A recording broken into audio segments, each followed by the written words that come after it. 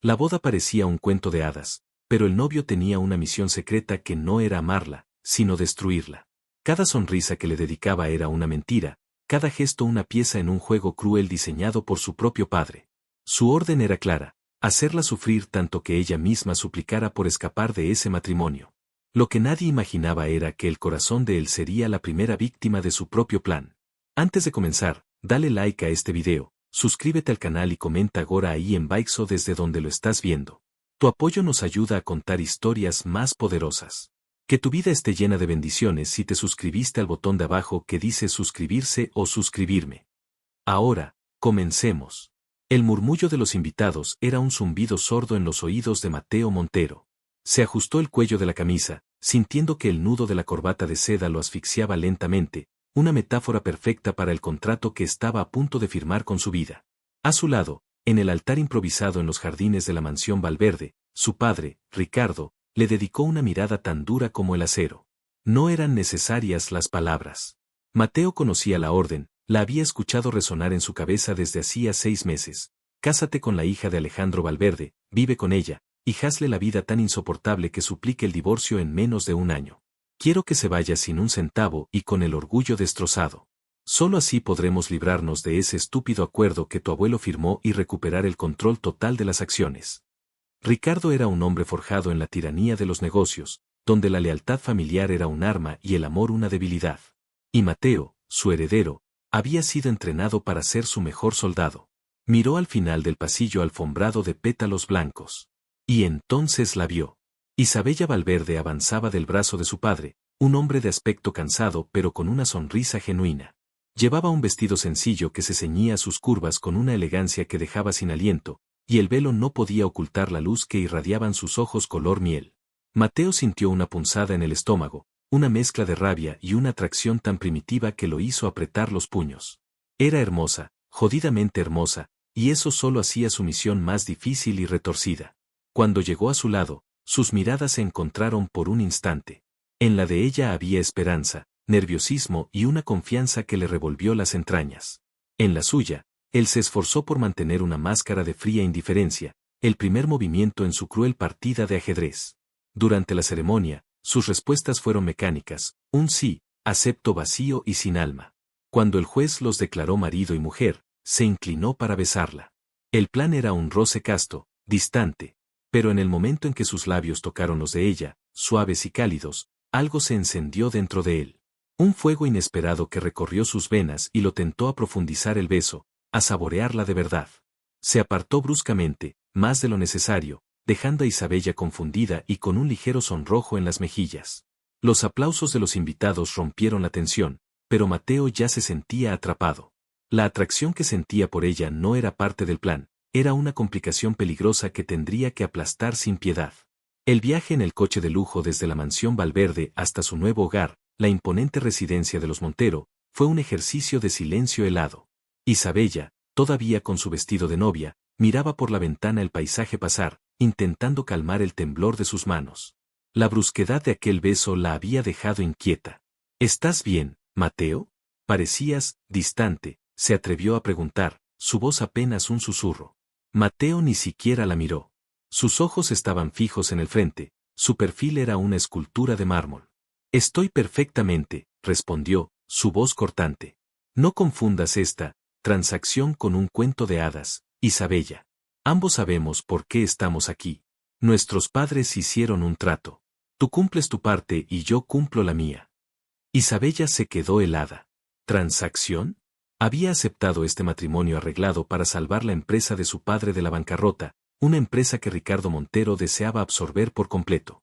Sabía que no era una unión por amor, pero albergaba la secreta esperanza de que pudieran construir algo, al menos una relación cordial, basada en el respeto. Las palabras de Mateo eran como un jarro de agua fría. Creí que podíamos al menos intentar ser amigos, dijo ella, con un hilo de voz. Esta vez Mateo sí se giró. Sus ojos oscuros la recorrieron con una lentitud insultante, deteniéndose en su escote, en sus labios, antes de volver a sus ojos. Los amigos no existen en mi mundo, solo los aliados y los enemigos. Asegúrate de saber en qué categoría quieres estar, espetó. Se sintió pequeña bajo su mirada, pero una chispa de orgullo se encendió en su interior. Ella no era una mujer que se dejara intimidar. Entonces espero que disfrutes de la soledad de tu mundo, señor Montero, replicó, irguiéndose en su asiento. Una sonrisa casi imperceptible, cargada de cinismo, se dibujó en los labios de Mateo. Quizás esta tarea no sería tan aburrida después de todo. La mansión Montero era espectacular y opresiva a partes iguales. Mármol frío, techos altísimos y muebles de diseño que parecían puestos ahí para ser admirados, no utilizados. Un mausoleo moderno y sin alma, pensó Isabella. Una empleada los guió por el interior hasta la que sería su habitación. Una sola habitación. El corazón de Isabella latió con fuerza. El acuerdo matrimonial estipulaba que debían vivir como un matrimonio real de cara a la galería. Señora Montero, sus cosas ya han sido acomodadas en el vestidor de la derecha. El señor tiene el de la izquierda, dijo la empleada antes de hacer una reverencia y desaparecer. El silencio que quedó era pesado, cargado de una tensión casi eléctrica. Mateo se quitó el saco de la chaqueta y lo arrojó sobre un sillón con descuido. Se aflojó la corbata, sus movimientos eran lentos y deliberados, y no le quitaba los ojos de encima. Isabella sintió un escalofrío, pero se obligó a no retroceder. Necesitaré mi propio espacio, dijo ella, su voz más firme de lo que se sentía. Quiero mi propia habitación. Mateo caminó hacia ella, invadiendo su espacio personal hasta que ella pudo sentir el calor que emanaba de su cuerpo. Era mucho más alto de lo que parecía, y su presencia era abrumadora. Se inclinó, su boca muy cerca de su oído, y su aliento cálido le erizó la piel del cuello. Escúchame bien, esposa, susurró, la palabra, esposa, sonando como un insulto. Para el mundo exterior, somos el matrimonio perfecto. Dormiremos en la misma cama, asistiremos a los mismos eventos y sonreiremos para las mismas cámaras. No quiero oír ni una sola queja. ¿Entendido? El olor de su colonia, una mezcla de sándalo y cítricos, la estaba mareando. Se sintió atrapada, una mezcla de miedo y una extraña excitación recorriéndola. ¿Y qué pasa cuando las cámaras no están mirando?, preguntó ella en un desafío susurrado. Él se apartó un poco para mirarla a los ojos. Había un brillo oscuro y peligroso en los suyos. Cuando las cámaras no miran, tú simplemente no existes para mí. Eres un mueble más en esta casa. Uno muy caro y muy bonito, pero un mueble al fin y al cabo, dijo, su voz era seda y veneno. Pero entonces su mirada bajó a sus labios, y por un segundo, solo un segundo, la máscara se agrietó. Vio un destello de deseo crudo, de hambre, antes de que se recompusiera. Esa noche, Isabella se cambió en el enorme cuarto de baño y se puso un pijama de seda que le pareció ridículamente provocativo en esa situación. Cuando salió, Mateo ya estaba en la cama, acostado sobre el lado izquierdo, leyendo unos documentos en una tableta como si ella no estuviera allí. La cama era inmensa, pero parecía encogerse a medida que ella se acercaba. Se deslizó bajo las sábanas en el borde derecho, tan lejos de él como le fue posible, manteniendo cada músculo de su cuerpo rígido. Él ni siquiera levantó la vista. Apagó la tableta, la dejó en la mesita de noche y luego apagó la luz, sumiendo la habitación en una oscuridad casi total. Buenas noches, Isabella, dijo su voz en la oscuridad, sonando extrañamente cercana. El uso de su nombre la sorprendió, pero el tono era tan vacío de emoción como el resto de sus palabras. Ella no respondió. Se quedó allí, escuchando su propia respiración acelerada y la calmada y profunda de él, el hombre que era su marido y su verdugo, sintiéndose más sola que nunca en su vida. Los días siguientes se convirtieron en una rutina tortuosa. En público, durante las cenas de negocios o los eventos de caridad a los que Ricardo los obligaba a asistir, Mateo interpretaba su papel a la perfección. Era atento, le ponía la mano en la espalda baja con un gesto posesivo, le sonreía para los fotógrafos y le susurraba cosas al oído que hacían que pareciera que compartían un secreto íntimo. Pero Isabella sabía la verdad. Lo que le susurraba no eran palabras de amor, sino críticas mordaces. Sonríe, Isabella, tu cara de funeral está arruinando la foto o ese vestido es demasiado revelador, intentas llamar la atención de alguien más. Cada palabra era una pequeña daga que se clavaba en su autoestima. Pero en privado, el desprecio se transformaba en una indiferencia absoluta. Él la ignoraba. Se movía por la casa como si ella fuera invisible.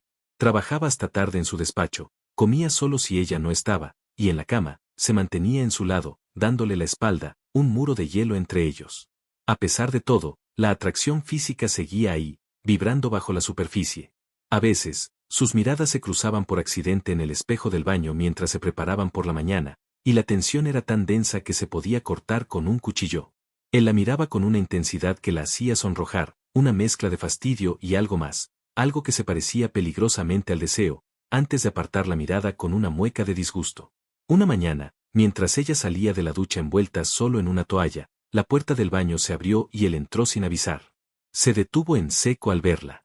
Sus ojos recorrieron su cuerpo, las gotas de agua que se deslizaban por su piel, sus hombros desnudos, las curvas que la toalla apenas cubría. Isabella se quedó paralizada, su corazón martilleando contra sus costillas. Se sintió expuesta, vulnerable, pero también extrañamente poderosa bajo esa mirada devoradora. «Sal de aquí», logró decir, su voz temblorosa. Mateo avanzó un paso, cerrando la puerta detrás de él. El pequeño espacio pareció quedarse sin aire. «Esta es mi casa. Mi habitación. Mi baño. Entro donde quiero», dijo con voz ronca. Se acercó más, hasta que solo unos centímetros lo separaban. Extendió una mano, y por un momento, ella pensó que la iba a tocar, que iba a acariciar su piel. Pero en su lugar, tomó un mechón de su cabello húmedo que se le había pegado a la mejilla y lo apartó con una delicadeza sorprendente. «Eres una distracción», murmuró, más para sí mismo que para ella. «Una complicación que no necesito». Y entonces se apartó, cogió su cepillo de dientes y empezó a cepillárselos como si nada hubiera pasado, como si no acabara de hacer que todo el mundo de ella se tambaleara. Isabella huyó de allí, con el corazón desbocado y la piel ardiendo donde casi la había tocado. Empezaba a odiarlo, a odiar su arrogancia y su crueldad. Pero también empezaba a odiarse a sí misma por la forma en que su cuerpo reaccionaba a él, por ese estúpido anhelo de que esa máscara de frialdad se rompiera y revelara al hombre que había vislumbrado por un segundo en sus ojos. Unas semanas después, mientras desayunaba sola en la inmensa cocina, su teléfono sonó. Era un número que no reconocía, pero una corazonada la hizo contestar. «Diga», dijo con cautela. «Bella, ¿eres tú?» «Soy yo, Javier». «Javi, ¿te acuerdas de mí?», dijo una voz masculina, cálida y llena de una alegría familiar que la transportó a otra época, a una vida antes de los Montero. Javier había sido su mejor amigo en la universidad, su cómplice de aventuras y la única persona con la que sentía que podía ser ella misma. Se habían distanciado cuando él se mudó al extranjero por trabajo. «Javi, Dios mío, no lo puedo creer», exclamó ella, y una sonrisa genuina, la primera en semanas, iluminó su rostro. Hablaron durante casi una hora. Él le contó que había vuelto al país y que había conseguido su número a través de un amigo en común. Le preguntó cómo estaba, y ella le dio una versión muy editada de su vida, hablando de su reciente matrimonio con un tono neutro. «Tenemos que vernos», insistió él. «Necesitamos ponernos al día. ¿Qué te parece un café esta semana? O mejor, ¿un almuerzo? Conozco un sitio nuevo en el centro que te encantará». Isabella dudó un instante, pensando en Mateo, en su padre. Pero la idea de escapar de esa jaula dorada por unas horas, de hablar con alguien que la veía como Isabella y no como la señora Montero, era demasiado tentadora. «Me encantaría, Javi». «De verdad que sí», aceptó. Colgó el teléfono sintiéndose más ligera, con una chispa de la vieja Isabella brillando en su interior. No se dio cuenta de que no estaba sola. Apoyado en el marco de la puerta que conducía al jardín, Mateo había escuchado toda la conversación. No había planeado espiar. Había ido a buscar un vaso de agua, pero se detuvo al oír el tono de la voz de ella. Nunca la había escuchado así, tan viva. La risa genuina, la calidez en sus palabras al hablar con ese tal Javi, la forma en que su rostro se había transformado por completo. Había sentido una punzada desagradable en el pecho, una sensación fea, corrosiva, que no supo identificar. Cuando ella colgó, con esa estúpida sonrisa aún en su rostro, él entró en la cocina. Ella se sobresaltó al verlo. «¿Cuánto tiempo llevas ahí?», preguntó, su sonrisa desvaneciéndose. «Lo suficiente», respondió él, su voz era un gruñido bajo. Abrió la nevera y sacó una botella de agua, evitando mirarla. «¿Quién era Javi?», preguntó, intentando sonar casual, pero fallando miserablemente. El filo en su voz era inconfundible. «Un viejo amigo. De la universidad», respondió ella a la defensiva. «¿Y vas a almorzar con este viejo amigo?», continuó él, cerrando la puerta de la nevera con más fuerza de la necesaria. «¿Algún problema? Hasta donde yo sé, mi vida social no forma parte de nuestro contrato», replicó Isabella, cruzándose de brazos. El orgullo le impedía mostrarse intimidada. Mateo se giró para enfrentarla. Se apoyó en la encimera, y la intensidad de su mirada la hizo retroceder un paso. El problema, Isabella, dijo, arrastrando las palabras, es que eres mi esposa. El apellido que llevas es Montero. Y no voy a permitir que ninguna de tus amistades ponga en entredicho mi nombre o mi reputación. La acusación implícita la enfureció. ¿Me estás acusando de algo? ¿Crees que soy capaz de...? No pudo terminar la frase, estaba demasiado indignada. No sé de lo que eres capaz, la interrumpió él. Pero te advierto, cancela a ese almuerzo. Isabella lo miró, incrédula.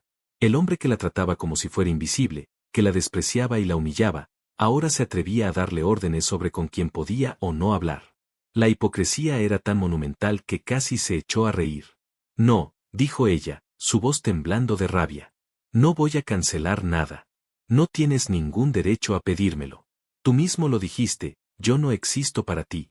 Pues bien, a partir de ahora, tú tampoco existes para mí fuera de los actos sociales que me veo obligada a soportar. Dio media vuelta y salió de la cocina con la cabeza bien alta, dejándolo solo. Mateo se quedó quieto, sintiendo como una furia irracional hervía en su interior. Era una rabia desproporcionada, ilógica. No tenía sentido. Su misión era hacerla infeliz, que se sintiera sola y miserable para que huyera. Que viera a un amigo debería ser parte del plan, debería darle igual. Pero no le daba igual. La imagen de ella riendo con otro hombre, la idea de que buscara consuelo y felicidad en otros brazos, lo estaba volviendo loco. Se miró la mano y se dio cuenta de que había apretado la botella de plástico con tanta fuerza que la había deformado por completo. En ese momento lo comprendió. Aquello que sentía no era solo el orgullo herido de un Montero.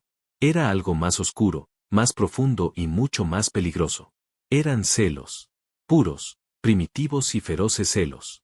Y por primera vez desde que aceptó el trato con su padre, Mateo Montero sintió miedo. Miedo de que la mujer que debía destruir, fuera en realidad la única persona capaz de destruirlo a él. Isabella se vistió para su almuerzo con Javier con un esmero que no había sentido en meses. Eligió un vestido floreado de verano, de colores vivos, uno que Mateo seguramente consideraría vulgar o demasiado llamativo. Se soltó el cabello, dejando que sus ondas cayeran sobre sus hombros, y se maquilló de forma sutil, acentuando el color miel de sus ojos. Al mirarse en el espejo, no vio a la señora Montero, la mujer trofeo de un empresario frío. Vio a Isabella. Por primera vez desde su boda, se sentía como ella misma, y la sensación era embriagadora. No le dijo a Mateo a dónde iba. Simplemente tomó su bolso y se dirigió a la salida. Él estaba en su despacho, la puerta entreabierta, hablando por teléfono. Se detuvo un instante cuando la vio pasar, sus ojos oscuros recorriéndola de arriba abajo con una mezcla de sorpresa y desaprobación. Ella le sostuvo la mirada por un segundo, un gesto de puro desafío, y luego continuó su camino sin decir una palabra. Sabía que estaba jugando con fuego, pero la idea de ceder a su orden tiránica era mucho peor. El restaurante era un lugar encantador, un bistró con un patio interior lleno de plantas y luz natural. Javier ya estaba allí, esperándola en una mesa. Se levantó al verla y su rostro se iluminó con una sonrisa tan genuina y cálida que Isabella sintió como se derretía parte del hielo que se había acumulado alrededor de su corazón. «Bella, estás espectacular», dijo, dándole 2 besos en las mejillas, su gesto era afectuoso y respetuoso. «No has cambiado nada. Tú tampoco, Javi, sigues teniendo cara de no haber roto un plato en tu vida», bromeó ella, y la risa que salió de sus labios fue natural y fácil. Se sentaron y durante las siguientes 2 horas, el tiempo voló. Hablaron de sus años en la universidad, de viejos amigos, de sueños perdidos y nuevos caminos. Javier le contó de sus viajes por el mundo, de sus éxitos profesionales como fotógrafo, de sus fracasos amorosos. La escuchaba con atención, hacía preguntas, se reía de sus chistes. En un momento, al recordar una anécdota divertida, él le tomó la mano sobre la mesa, un gesto espontáneo de camaradería. «De verdad que te he echado de menos, Bella. Eres la única persona que se reía de mis malos chistes», dijo él, sus ojos brillaban con sinceridad.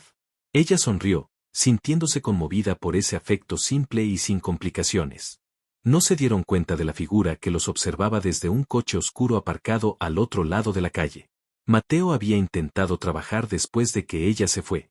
Había intentado concentrarse en los informes, en las proyecciones financieras, pero la imagen de Isabella en ese vestido, con esa mirada desafiante, no dejaba de repetirse en su mente. Era como una droga, una obsesión. No lo pudo soportar. Dejó todo y la siguió.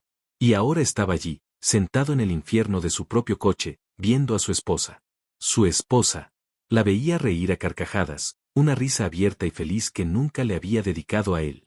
La veía hablar con una animación que nunca mostraba en casa. Y entonces vio a ese hombre, a ese tal Javier, ponerle la mano encima. Vio cómo le tocaba la mano y cómo ella no la apartaba. Una furia ciega, primitiva, lo invadió. Se sentía como un animal enjaulado. El instinto le gritaba que saliera del coche, que entrara allí y arrancara a ese hombre de su lado, que la reclamara como suya delante de todos. Pero la voz de su padre, fría y calculadora, le susurró en el oído: «Control, Mateo. Un montero nunca pierde el control». Apretó el volante con tanta fuerza que sus nudillos se pusieron blancos. Esperó. Esperó hasta que los vio levantarse, despedirse en la puerta con otro abrazo que duró demasiado para su gusto, y vio cómo ella se dirigía a un taxi. Entonces, arrancó el coche y la siguió de vuelta a casa, la tormenta dentro de él a punto de estallar. Isabella llegó a la mansión sintiéndose renovada, casi feliz.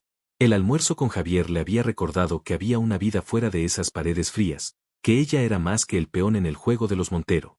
Dejó su bolso en la consola de la entrada y se disponía a subir a la habitación cuando la voz de Mateo la detuvo en seco. «¿Disfrutaste tu almuerzo?» No era una pregunta. Era una acusación. Su voz venía del salón, sonaba peligrosamente tranquila. Se giró y lo vio de pie junto a la chimenea, con un vaso de whisky en la mano. La luz del atardecer que entraba por el ventanal proyectaba su sombra larga y amenazante sobre el suelo de mármol. «¿Me estuviste espiando?», preguntó ella, la incredulidad tiñendo su voz de indignación. Él dio un sorbo a su bebida, sus ojos nunca se apartaron de los de ella. «Digamos que me gusta proteger mis inversiones. Y tú, querida esposa, eres la inversión más grande que he hecho últimamente», dijo con un sarcasmo venenoso. «No soy una de tus empresas, Mateo. Y mi vida no te pertenece», replicó ella, avanzando hacia él, la rabia empezando a burbujear. «Te equivocas. En el momento en que dijiste, sí, acepto, me vendiste tu vida entera», contestó él, acortando también la distancia entre ellos. «¿Te divertiste con tu amiguito? ¿Le contaste lo desgraciada que eres conmigo? ¿O quizás hicieron algo más que hablar?». La insinuación la golpeó como una bofetada. «Eres un cerdo», escupió ella, su mano actuó antes que su cerebro, y el sonido de su palma contra su mejilla resonó en el silencio del salón. El golpe fue rápido y certero.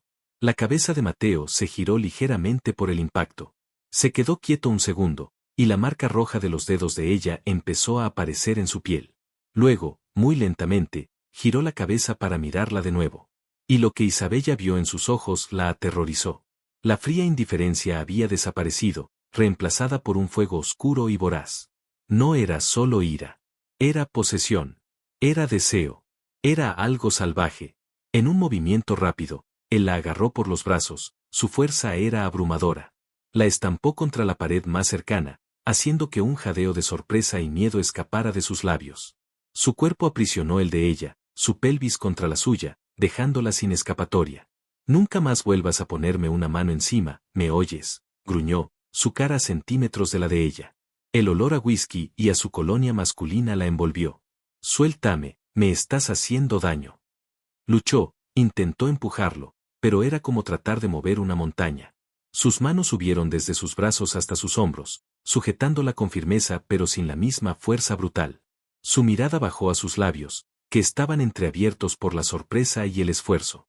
«Te vi con él», susurró, su voz ahora ronca y llena de una emoción desconocida. «Te vi reír. Y lo odié.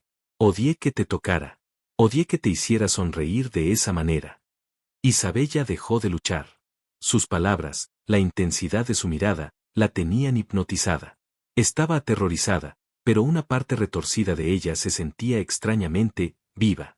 La tensión entre ellos era tan espesa, tan cargada de meses de atracción reprimida y hostilidad, que era casi un ser vivo en la habitación. «Él no debería ser quien te toque. Él no debería ser quien te haga reír», continuó él, su voz era casi un murmullo de agonía. «Solo yo. Nadie más». Antes de que ella pudiera procesar esas palabras posesivas y dementes, él la besó. No fue un beso tierno ni romántico.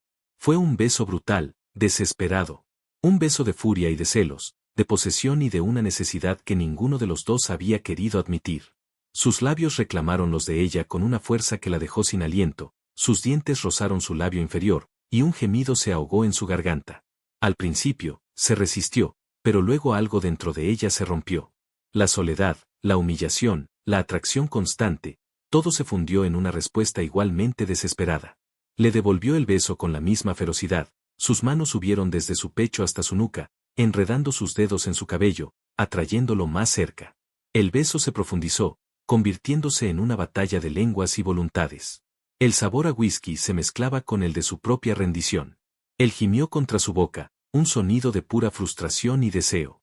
Una de sus manos bajó por su espalda, apretando su trasero y pegándola aún más a él, haciéndole sentir la dureza de su excitación. ¿Lo sientes?, susurró contra sus labios, su aliento era agitado. ¿Sientes lo que me haces, Isabella? ¿Sientes lo mucho que te deseo, aunque debería odiarte? Ella no podía pensar. Su cuerpo era un torbellino de sensaciones contradictorias. Lo odiaba por su crueldad, por el plan de su padre, por cómo la hacía sentir. Pero en ese momento, bajo el asalto de su boca y sus manos, su cuerpo lo deseaba con una intensidad que la avergonzaba. Él empezó a besar su mandíbula, su cuello, encontrando un punto sensible justo debajo de su oreja. Ella arqueó la espalda, una rendición involuntaria. Mateo, susurró sin convicción alguna. No me pidas que pare, respondió él con voz ronca, lamiendo la piel de su cuello, porque no creo que pueda. Llevo meses queriendo hacer esto. Desde el primer día que te vi en el altar, tan pura y tan intocable. Sus palabras la trajeron de vuelta a la realidad con un golpe helado. El altar. El acuerdo. El desprecio. Esto no era amor ni pasión. Era una lucha de poder. Era lujuria nacida de los celos. Lo empujó con todas sus fuerzas. Tomado por sorpresa por el repentino rechazo, él tropezó hacia atrás, dándole el espacio que necesitaba. Estaban ambos jadeando, sus pechos subiendo y bajando rápidamente. Sus labios estaban hinchados por el beso, sus ojos muy abiertos. No vuelvas a tocarme, dijo ella, su voz temblaba de ira y de una excitación no satisfecha. Esto no significa nada. Tú mismo lo dijiste, yo no existo para ti. Se dio la vuelta para huir, para escapar de él, de sí misma, de lo que acababa de pasar. Pero la mano de él la agarró por la muñeca, deteniéndola. Su agarre fue sorprendentemente suave esta vez. Isabella, espera, dijo, y por primera vez, había una pizca de incertidumbre en su voz. En ese preciso instante, el teléfono de la casa empezó a sonar. Era un sonido estridente que rompió la burbuja de tensión que los envolvía. Mateo soltó su muñeca como si quemara y caminó hacia el teléfono, dándole la espalda. Era su salvación. Sí, padre, dijo Mateo, y su voz volvió a ser la de siempre, fría, controlada, la del empresario implacable. Isabella se quedó paralizada en las escaleras. No. Sí, todo va según el plan. Está empezando a mostrar signos de infelicidad. Creo que no tardará en quebrarse. No, por supuesto que no hay complicaciones. Todo está bajo control. Cada palabra era una puñalada en el corazón de Isabella. No hay complicaciones. Todo está bajo control. Acababa de besarla como si su vida dependiera de ello, de hacerla sentir deseada y odiada a la vez, ¿y ahora negaba todo? Era más cruel de lo que jamás había imaginado. Sintió que las lágrimas le quemaban los ojos, pero se negó a dejarlas caer. No le daría esa satisfacción. Cuando él colgó el teléfono y se giró, la encontró mirándolo desde mitad de la escalera. Su rostro era una máscara de dolor y furia. Él abrió la boca para decir algo, quizás una explicación, una excusa, pero ella levantó una mano para detenerlo. Eres un monstruo, Mateo, susurró ella, su voz cargada de un desprecio tan profundo que lo hizo retroceder. Y tu padre es aún peor. Pero no voy a quebrarme. No te daré ese gusto. Si quieres que me vaya, tendrás que hacer algo mucho peor que ignorarme o darme besos llenos de odio. Subió corriendo las escaleras, se encerró en la habitación y, por primera vez, le puso el seguro a la puerta. Mateo se quedó abajo, solo en el enorme salón, el eco de las palabras de ella resonando en sus oídos. Se tocó los labios, todavía sentía el sabor de ella. Se pasó la mano por el pelo, frustrado, confundido. La llamada de su padre lo había devuelto a la cruda realidad de su misión, pero la confrontación con Isabella lo había cambiado todo. Ya no era un juego. La quería. La quería de una forma posesiva y destructiva. La quería con un deseo que eclipsaba su lealtad, su razón y el plan de su padre. Había cruzado una línea, y ahora no había vuelta atrás. Ya no se trataba de hacerla huir. Ahora, se trataba de hacerla suya. Cueste lo que cueste. Y mientras la idea se asentaba en su mente, se dio cuenta de que su mayor enemigo ya no era Isabella ni su supuesto amante. Su mayor enemigo era el hombre que le había dado la vida, su propio padre. El silencio al otro lado de la puerta cerrada era más ruidoso que cualquier grito. Mateo se quedó de pie frente a la madera maciza, la mano todavía en el pomo, sintiendo el clic definitivo del seguro como una sentencia. Se había quedado fuera. No solo de la habitación, sino de algo mucho más profundo que apenas empezaba a comprender. Se retiró lentamente, la rabia inicial dando paso a una frustración helada. Volvió al salón y se sirvió otro whisky, apurándolo de un solo trago. El licor le quemó la garganta, pero no pudo apagar el fuego que sentía en la boca del estómago, un fuego que tenía el sabor de ella, de su beso desesperado y de su odio justificado. No hay complicaciones, le había dicho a su padre. ¡Qué idiota! Su vida entera se había convertido en una monumental complicación llamada Isabella. Por primera vez se atrevió a cuestionar a su padre, no abiertamente, sino en el santuario de su mente. El plan. El estúpido y cruel plan. ¿Realmente valía la pena destruir a una persona, pisotear su alma, solo por unas acciones más en la empresa? Había sido criado para creer que sí, que el poder y el legado de los Montero estaban por encima de todo. Pero ahora, la lógica de ese mundo de acero y codicia se desmoronaba ante el recuerdo de unos ojos color miel llenos de lágrimas contenidas.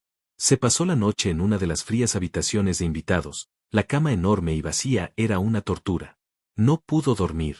Cada vez que cerraba los ojos, veía a Isabella riendo con Javier, y luego la veía a ella, mirándolo con desprecio desde la escalera. Las dos imágenes se superponían, volviéndolo loco. Dentro del dormitorio principal, Isabella tampoco dormía. Estaba sentada en un sillón junto a la ventana, abrazada a sus rodillas, temblando. Las lágrimas que se había negado a derramar frente a la hora corrían libremente por sus mejillas. El beso la había destrozado. No la agresión, sino su propia respuesta. Su cuerpo la había traicionado, derritiéndose contra el hombre que la estaba destruyendo metódicamente. Y luego, la llamada. Escucharlo mentirle a su padre con esa facilidad, reducir su momento de cruda vulnerabilidad a una simple táctica, fue el golpe de gracia. Se juró a sí misma en la oscuridad de esa habitación que no volvería a mostrarle debilidad. A partir de ese momento, la mansión Montero se convirtió en un campo de batalla silencioso. La Guerra Fría. Mateo intentó acercarse. A la mañana siguiente, la esperó para desayunar, algo que nunca hacía. Ella entró en la cocina, lo vio sentado a la mesa, y sin decir una palabra, se preparó un café y se lo llevó a los jardines. Él la siguió.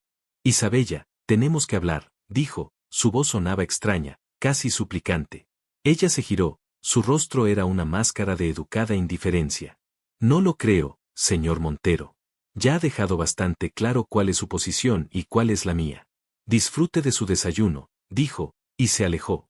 Al día siguiente, encontró un joyero sobre su almohada.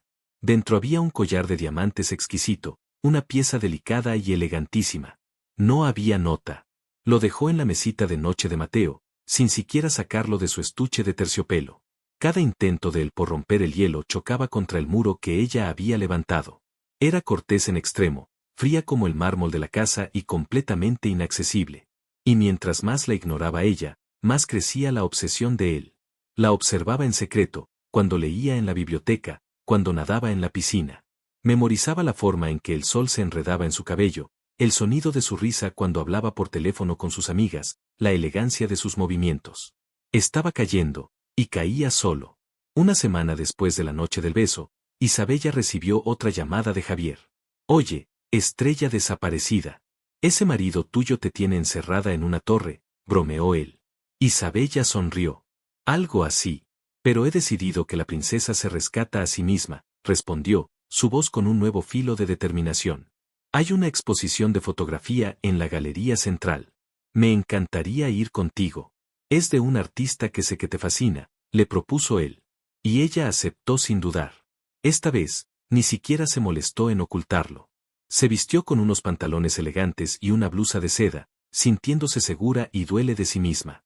Cuando bajaba las escaleras, Mateo salió de su despacho, bloqueándole el paso. ¿A dónde vas?, preguntó, su tono era bajo y controlador.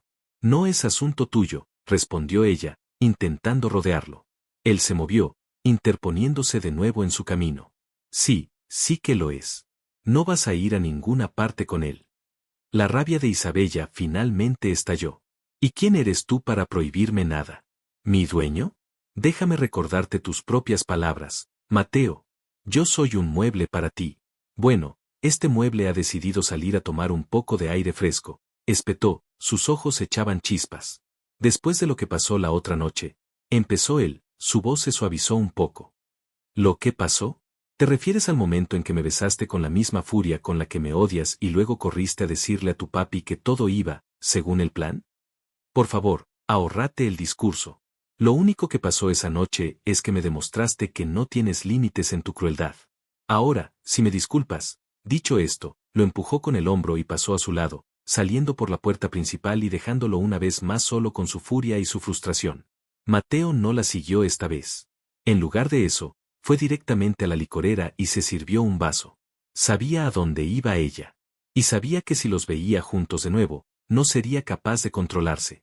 Pero sus palabras le habían dado donde más le dolía. No tienes límites en tu crueldad. Ella tenía razón. Se había comportado como un monstruo. Tenía que arreglarlo. Pero, ¿cómo? ¿Cómo se arregla algo que ha sido destrozado a propósito? Mientras tanto, Isabella y Javier paseaban por la galería. Javier era una compañía perfecta. Hablaban de arte, de fotografía, y él la hacía reír con sus observaciones ingeniosas. Pero Isabella se sentía extraña. Una parte de ella no dejaba de pensar en Mateo, en la mirada de desesperación que vio en sus ojos antes de irse. Estás muy callada, le dijo Javier suavemente mientras miraban una fotografía en blanco y negro de un paisaje solitario. ¿Todo bien en el paraíso? Ella suspiró, decidiendo ser honesta.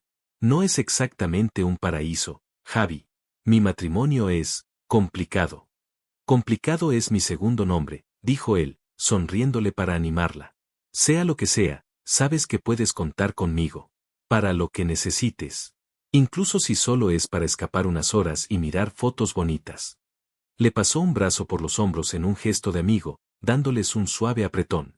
Gracias, Javi. De verdad, dijo ella, apoyando la cabeza en su hombro por un instante. Cuando regresó a casa esa noche, las luces estaban bajas. Pensó que Mateo habría salido, y sintió una punzada de alivio. Subió las escaleras en silencio. La puerta de la habitación principal estaba abierta. Cuando entró, lo vio. Estaba de pie junto a la cama, y sobre ella había desplegado docenas de documentos, de papeles legales. ¿Qué es todo esto?, preguntó con cautela. Él se giró. Su rostro estaba sombrío. Esto, dijo, cogiendo una pila de hojas, es el acuerdo que firmó mi abuelo con el tuyo. Y estos de aquí, señaló otra pila, son los documentos que mi padre ha estado preparando para despojar a tu familia de todo una vez que te marches. Isabella sintió que se le helaba la sangre. Ver la prueba física de su traición, negro sobre blanco, era nauseabundo. ¿Por qué me enseñas esto? Él se acercó, sus ojos oscuros suplicaban que lo entendiera. Para que veas que esto no tiene que ver contigo. Nunca lo tuvo. Fue una guerra de negocios que empezó antes de que naciéramos. Y yo era solo un soldado cumpliendo órdenes. Un soldado muy obediente, replicó ella con amargura. Lo era, admitió él, su voz era un susurro roto. Ya no, Isabella. Ya no puedo serlo. Desde que te vi con ese hombre, algo se rompió dentro de mí. Creía que eran celos, posesividad. Y lo son. Pero son mucho más que eso. No soporto la idea de que alguien más te haga feliz porque esa felicidad deberías encontrarla conmigo. Y no soporto la idea de ser el hombre que te está destruyendo. Dio un paso más, tan cerca que ella podía sentir la tensión que emanaba de él. Extendió la mano y le acarició la mejilla con el dorso de los dedos, un toque tan suave que era casi imperceptible. Ella se estremeció, pero no se apartó. He sido un cobarde y un bastardo, Isabella. Pero ya no quiero seguir este plan. No quiero que te vayas. Quiero que te quedes. Conmigo. Ella lo miró a los ojos, buscando la mentira, la trampa. Pero solo encontró una vulnerabilidad cruda que nunca antes había visto. ¿Y tu padre?, preguntó en un susurro. Al diablo con mi padre, dijo él, y había tal convicción en su voz que a ella se le cortó la respiración. La confesión quedó suspendida en el aire entre ellos, frágil y poderosa. Isabella quería creerle, una parte desesperada de su corazón anhelaba que fuera verdad. Pero el miedo, las heridas, la desconfianza, eran barreras muy altas. ¿Cómo puedo creerte?, murmuró ella, la voz rota por la emoción. ¿Cómo sé que esto no es solo otra táctica, una más cruel que las anteriores? Mateo negó con la cabeza, sus ojos nunca se apartaron de los de ella. No tengo palabras para convencerte, Isabella. Ya no sirven de nada. Solo puedo demostrártelo. Y entonces la besó. Esta vez, no hubo furia ni posesión. El beso fue de una ternura que la desarmó. Sus labios se movieron sobre los de ella con una duda reverente, pidiendo permiso. Era un beso de arrepentimiento, una súplica silenciosa. Ella sintió sus propias defensas desmoronarse, ladrillo a ladrillo. Le respondió con la misma suavidad, permitiéndose por primera vez sentir la conexión que ambos habían estado negando. Cuando se separaron, sus frentes quedaron apoyadas la una en la otra. No puedo seguir viviendo así, Mateo. En este campo de minas, susurró ella. No lo harás, prometió él, su voz ronca de emoción. Construiremos algo nuevo, Isabella. Tú y yo. Sobre las ruinas de todas estas mentiras. La cogió de la mano y la guió hacia los papeles esparcidos en la cama. Con un movimiento deliberado, los barrió todos y los tiró al suelo en un montón desordenado. Nuestro matrimonio empieza ahora. Si tú quieres. Y en ese momento, bajo la suave luz de la lámpara, Isabella tomó una decisión. No era una decisión lógica ni prudente. Era una decisión de corazón, un salto de fe hacia el hombre que tenía el poder de destruirla por completo o de reconstruirla. Sí, susurró ella. Sí, quiero. Él la tomó en brazos, sus bocas se encontraron de nuevo, esta vez con una pasión liberada, una pasión que ya no luchaba contra la culpa o el odio. La tumbó suavemente sobre la cama, sobre el espacio ahora vacío de contratos y traiciones. Sus besos se volvieron más profundos, más exigentes, sus manos exploraron sus cuerpos con una urgencia acumulada durante meses. Cada caricia era una disculpa, cada beso una promesa. Él le quitó la blusa con manos temblorosas, adorando la piel que revelaba. Ella desabrochó su camisa, deleitándose con la sensación de sus músculos tensos bajo sus dedos. Eres tan hermosa, murmuró él contra la piel de su cuello, y yo he sido tan ciego. Las palabras de amor y deseo que se susurraron en la oscuridad esa noche eran un bálsamo para sus almas heridas. Hicieron el amor no como adversarios, sino como dos personas perdidas que finalmente habían encontrado un refugio en el otro. Fue tierno y apasionado, una rendición total de cuerpos y de corazones. Por primera vez, compartieron la cama no como extraños, sino como marido y mujer en el sentido más íntimo de la palabra. A la mañana siguiente, Isabella despertó envuelta en los brazos de Mateo. El sol se filtraba por las cortinas, y por primera vez desde que vivía allí, la casa no parecía fría y opresiva. Se sentía como un hogar.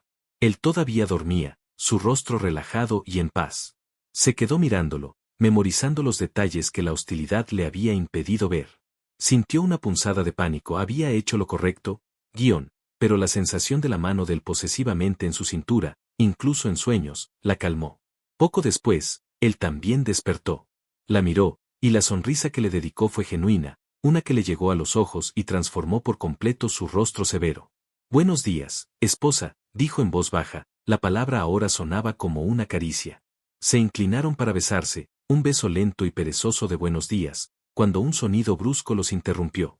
El timbre de la casa, insistente y autoritario, resonó por toda la mansión. Se miraron el uno al otro, una sombra de inquietud pasando por sus ojos. ¿Esperas a alguien?, preguntó ella. Él negó con la cabeza, ya frunciendo el ceño. Se levantó, se puso un pantalón y una camiseta y bajó las escaleras. Isabella lo siguió unos instantes después, envolviéndose en una bata de seda. Cuando llegó al final de la escalera, vio a Mateo en la puerta principal. Y el hombre que estaba de pie en el umbral, impecablemente vestido con un traje caro y con una mirada tan fría como el hielo, hizo que su corazón se detuviera.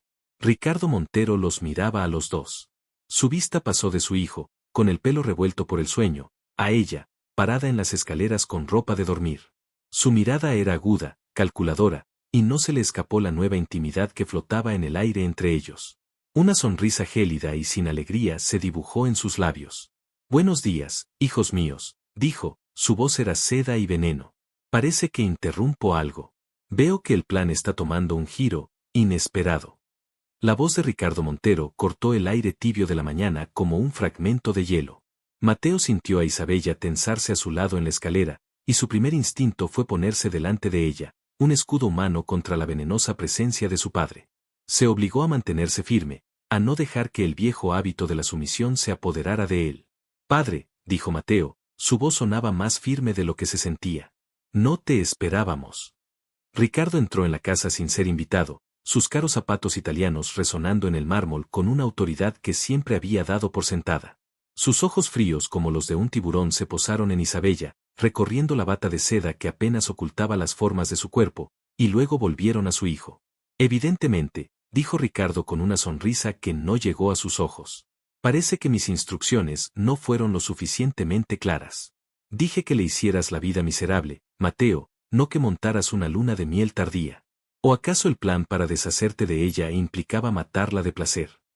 La vulgaridad del comentario hizo que la sangre hirviera en las venas de Mateo.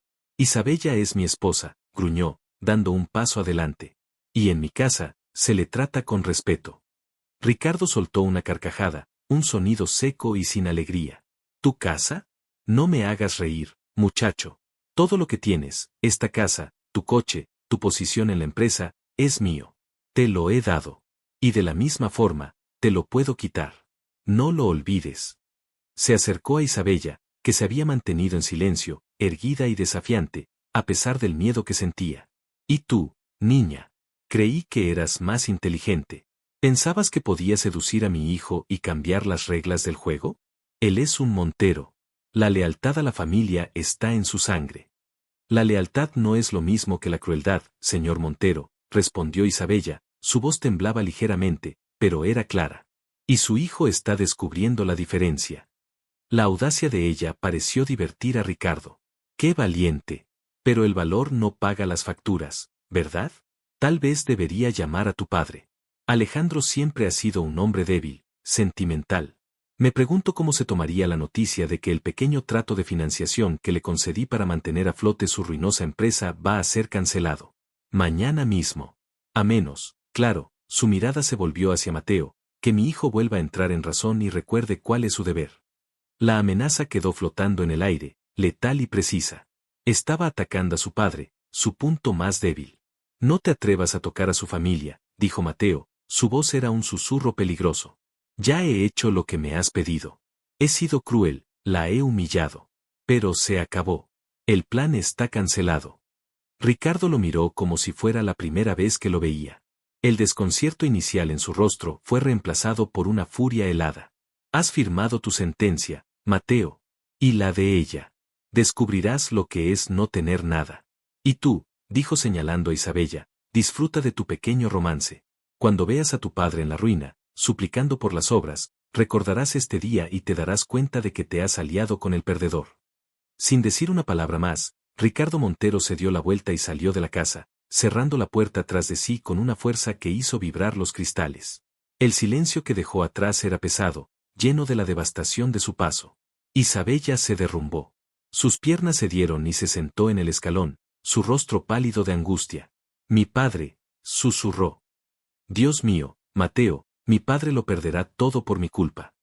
Mateo corrió a su lado, arrodillándose frente a ella y tomando su rostro entre sus manos. No, no por tu culpa, por la mía. Isabella, mírame, le suplicó. Ella levantó la vista, sus ojos llenos de lágrimas. Él lo hará, Mateo. Es un monstruo. Lo destruirá todo. Escúchame, dijo él con una intensidad desesperada. Sí, es un monstruo. Y sí, lo intentará. Pero se ha olvidado de algo. Yo no soy un niño asustado. Soy su hijo. Conozco cada uno de sus trucos, cada una de sus debilidades. Pasé toda mi vida aprendiendo a ser como él. Y ahora, voy a usar todo lo que me enseñó en su contra. No dejaré que le haga daño a tu padre. Te lo juro por mi vida. Ella buscó en sus ojos la verdad, la fuerza para creer en su promesa. Vio el arrepentimiento, sí, pero también vio una nueva determinación, una rabia justa que nunca antes había estado allí. Era la mirada de un hombre que finalmente había elegido su propio bando.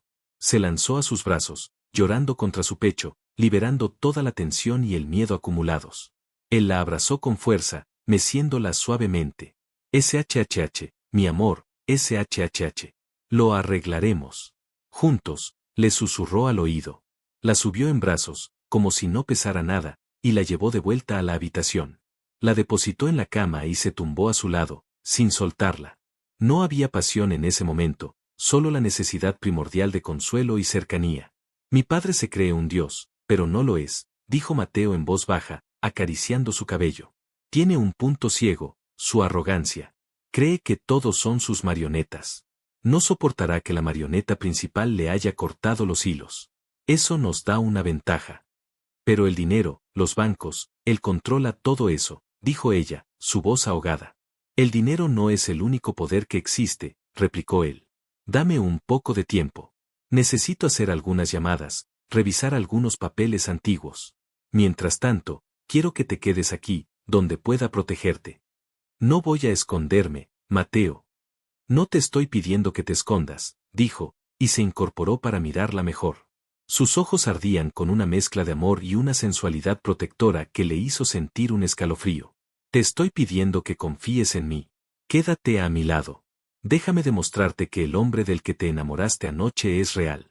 Déjame amarte aquí, en esta cama, hasta que olvides el sonido de su voz, hasta que el único nombre que puedas recordar sea el mío. Se inclinó y la besó, un beso profundo y tranquilizador que hablaba de promesas y de un futuro por el que valía la pena luchar. Te he hecho tanto daño con mi silencio, susurró contra sus labios. Ahora déjame curarte con mis palabras, con mis caricias. Quiero explorar cada centímetro de ti, no como una conquista, sino como un hombre que adora a su mujer. Dime que te gusta, dime tus secretos. Seamos descarados, Isabella. Contémonos todo lo que no nos atrevimos a decir. Seamos marido y mujer de verdad, en todos los sentidos de la palabra. Ella sonrió entre lágrimas. Él estaba usando su pasión, su deseo por ella, como un ancla en medio de la tormenta. Era su forma de luchar, de reconectar, de reafirmar que eran un equipo. Y funcionó.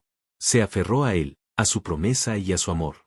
Durante los 2 días siguientes, Mateo se encerró en su despacho. Isabella apenas lo vio, pero el personal de la casa le llevaba café y comida que apenas tocaba. Ella, por su parte, llamó a su padre. Tuvo que mentir, decirle que todo estaba bien, que el matrimonio iba de maravilla, una conversación que le partió el alma por la falsedad que implicaba. Sabía que Mateo le había pedido que confiara en él, y lo estaba haciendo. Resistía el impulso de advertir a su padre, porque eso sería admitir la derrota antes de que Mateo hubiera tenido la oportunidad de luchar. En la tercera noche, Mateo salió de su despacho. Tenía ojeras, la barba de 2 días le ensombrecía la mandíbula, pero en sus ojos había un brillo de triunfo. La encontró en el salón, leyendo un libro sin realmente ver las palabras. ¿Interrumpo?, preguntó suavemente. Ella levantó la vista y su corazón dio un vuelco. Se levantó y corrió hacia él. Él la recibió en sus brazos, enterrando su rostro en su cuello e inhalando su aroma como un hombre sediento. Lo tengo, susurró. ¿El qué? La llave, el arma, la forma de pararlo. La llevó al despacho, que estaba lleno de papeles y libros de contabilidad. Sobre la mesa, en solitario, había un único documento viejo y amarillento. Era el acuerdo original, firmado por sus abuelos hacía más de 40 años. Mi padre cometió un error. Su plan para que yo te hiciera renunciar al matrimonio y al dinero se basaba en la premisa de que tú te irías voluntariamente, explicó, su dedo recorriendo una cláusula casi ilegible. Pero el abuelo Valverde fue más listo de lo que nadie le dio crédito. Insistió en añadir esto. La cláusula de integridad. ¿Qué significa? Significa, dijo Mateo, una lenta sonrisa extendiéndose por su rostro, que si un heredero Montero, es decir, yo, actúa de mala fe demostrable, para forzar la disolución del matrimonio, el acuerdo se invalida de una forma que mi padre nunca previó. Todo el paquete de acciones que hemos estado luchando por controlar no se divide, ni vuelve a nosotros. Pasa en su totalidad y de forma irrevocable al cónyuge agraviado. A ti. Isabella se quedó sin aliento. ¿Quieres decir? Quiero decir que si puedo probar que todo esto fue un plan orquestado por mi padre, que mi comportamiento fue el resultado de la coacción, no solo nos libramos de él, sino que te conviertes en la accionista mayoritaria del activo más importante de su imperio. Se pasaría el resto de su vida pagándote dividendos a ti, a la nuera que intentó destruir. El plan era brillante, una jugada de ajedrez maestra, pero tenía un punto débil. ¿Probarlo? Sería tu palabra contra la suya. Y él es Ricardo Montero. Ah, pero ahí es donde mi padre comete su segundo error, dijo Mateo, abriendo un cajón y sacando una pequeña grabadora de voz. Es tan paranoico que graba todas las conversaciones importantes en su despacho. Como medida de seguridad. Me enseñó a hacer lo mismo. Presionó el botón de reproducir. Y la voz de Ricardo llenó la habitación, fría y clara, dando la orden: cásate con la hija de Alejandro Valverde, hazle la vida tan insoportable que suplique el divorcio. La conversación entera, palabra por palabra, estaba allí. La tiene guardada en la caja fuerte de su despacho. Pero yo sé la combinación. La misma que uso yo. Al día siguiente, organizaron la confrontación final. Mateo llamó a su padre, le dijo que había entrado en razón y que Isabella estaba dispuesta a firmar los papeles del divorcio esa misma tarde en la mansión. Ricardo, engreído por su aparente victoria, aceptó de inmediato. Llegó puntual, con su abogado a cuestas, trayendo consigo los documentos que despojaban a Isabella de todo. Los encontró a ambos en el salón. Mateo de pie junto a la chimenea, Isabella sentada en el sofá, con una expresión de tristeza perfectamente ensayada. Me alegra ver que has recuperado el sentido común, hijo, dijo Ricardo, colocando su maletín sobre la mesa. Y usted, señora Montero, ha tomado la decisión correcta. Será mucho más feliz lejos de este mundo. El abogado sacó los papeles. Si quiere firmar aquí, aquí y aquí. Mateo levantó una mano. Un momento. Antes de que firme nada, padre, quiero que escuches algo. Un pequeño recuerdo de familia. Sacó la grabadora de voz y la puso sobre la mesa. Cuando la voz de Ricardo, dando sus crueles instrucciones, empezó a sonar, el rostro del abogado palideció. Ricardo se puso lívido de rabia. ¿Qué has hecho? Solo he seguido tus enseñanzas, padre. Documentarlo todo, dijo Mateo con calma. Luego, cogió el viejo acuerdo. Y también encontré esto. La cláusula de integridad. Supongo que nunca la leíste con detenimiento. ¡Qué descuido! Mi abogado estima que, con esta grabación como prueba de mala fe demostrable, mi esposa aquí presente se convertiría en dueña de acciones por valor de $200 millones. Tu cara de póker necesita un poco de trabajo, por cierto. Ricardo Montero miró de su hijo a Isabella, luego a su propio abogado, que asintió con una expresión sombría, confirmando la catástrofe. Había sido derrotado, acorralado por su propia arrogancia y por el hijo que había despreciado y moldeado a su imagen y semejanza. Elige, padre, continuó Mateo. Puedes retirarte ahora mismo. Dejarás a la familia Valverde en paz. Financiarás la modernización completa de su empresa, como gesto de buena voluntad. No volverás a interferir en mi vida ni en la de mi esposa nunca más. A cambio, esta grabación y este acuerdo se guardarán en un lugar seguro y nunca verán la luz. Oh, podemos llevar esto a los tribunales. Tú eliges. Tu legado intacto o la mayor humillación de la historia de los negocios de este país. Por primera vez en su vida, Mateo vio a su padre completamente vencido. La furia en sus ojos fue reemplazada por un odio frío y calculador. Recogió sus papeles en silencio. Has cavado tu propia tumba, Mateo, Siseo. Algún día, ella te traicionará, y entonces vendrás a mí. Pero yo no estaré. No, respondió Mateo, acercándose a Isabella y tomando su mano. No iré a ninguna parte. Ya tengo a mi familia. Ricardo Montero y su abogado se marcharon. Y cuando la puerta se cerró, la tensión finalmente se rompió. Isabella se echó a reír, una risa que se convirtió en lágrimas de alivio. Mateo la atrajo hacia él, besándola con toda la pasión y el amor que se habían visto obligados a reprimir. Se acabó, susurró él. De verdad se acabó. Nos salvaste, dijo ella. No. Nos salvamos. Juntos. La despreciaba por orden de su padre, por una lealtad ciega a un legado de poder y frialdad. Pero cuando la vio con otro, cuando el miedo a perderla despertó no solo sus celos, sino también su alma, se vio obligado a destruir al hombre que había sido para poder convertirse en el hombre que ella merecía. La historia de Mateo e Isabella es un poderoso recordatorio de que el verdadero valor de una familia no reside en las tradiciones ni en los apellidos, sino en el amor incondicional y el respeto mutuo, y en el coraje de luchar por ellos contra cualquier tirano, incluso si ese tirano es tu propio padre. A veces, las segundas oportunidades no son para recuperar lo que perdimos, sino para convertirnos, a través del dolor y el arrepentimiento, en la persona que siempre debimos ser. Y un año después, en el jardín de su casa, mientras Mateo besaba el vientre suavemente abultado de Isabella, ambos supieron que habían construido un legado mucho más grande que cualquier imperio empresarial, una familia forjada en el fuego de la adversidad y unida por un amor que había demostrado ser indestructible. Si te gustó, suscríbete al canal.